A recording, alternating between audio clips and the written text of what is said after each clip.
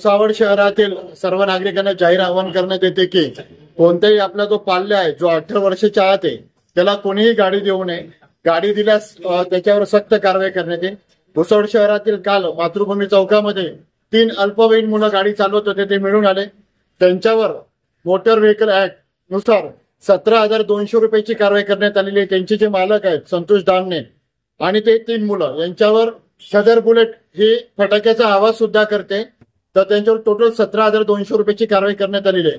तरी मी सर्वांना जाहीर आवाहन करतो की आपल्याला असं कोणी निदर्शनास आलं त्वरित भुसावळ बाजारपेठ पोलीस स्टेशनशी संपर्क साधावा, जेणेकरून त्यांच्यावर कडक कारवाई करण्यात येईल. जय हिंद, जय भारत.